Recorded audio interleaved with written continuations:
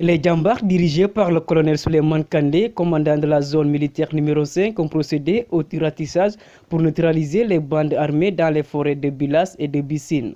Écoutons le colonel Souleymane Kandé qui nous explique. La zone militaire numéro 5 a conduit plusieurs actions cinétiques pour neutraliser les bandes armées qui s'étaient enquistées depuis très longtemps dans ces forêts de Bilas et de Bissine.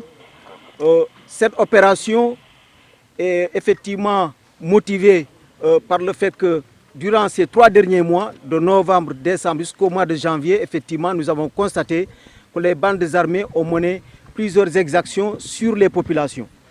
Les événements les plus récents et les plus marquants, c'est particulièrement la tuerie au niveau de Niadjou avec les 2 jeunes qui avaient disparu en novembre et dont on a retrouvé les restes humains plus tard, 2 mois plus tard. Et ensuite, il y a eu l'exaction sur les populations qui étaient parties fréquenter la forêt de Toubacouta. Le colonel Souleymane Kandé, commandant la zone militaire numéro 5, sur l'objectif de cette opération. Cette opération, elle a été déclenchée, elle avait 3 objectifs. Premièrement, il s'agissait pour les armées de créer les conditions sécuritaires propices pour favoriser le retour des populations dans leur bercail qu'elles ont abandonné. Ça fait 30 ans. Nous avons également enclenché cette dynamique, c'est de nous rétablir sur la frontière.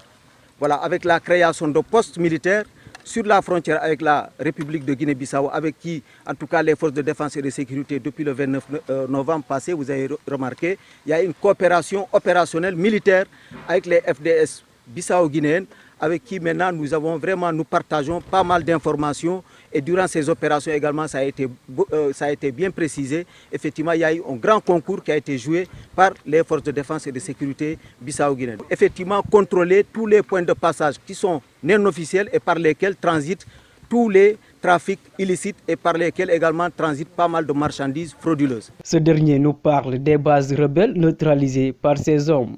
C'est principalement les bases de Boussoloum qui est là à l'ouest, à peu près 3 km. Et ici, vous êtes dans la base de Badion, qui était le centre de gravité et vraiment la force du MFDC. Et ensuite, vous avez le camp de Sikoum qui représente le symbole, mais uniquement le symbole. Mais la force du MFDC était ici avec les 2 grands chefs rebelles que vous avez connus, il y avait Compass et puis il y avait Poul. Après cette large opération de ratissage menée par l'armée sénégalaise dans les forêts de Bilas et de Bissine, peut-on espérer un retour définitif de la paix en Casamance?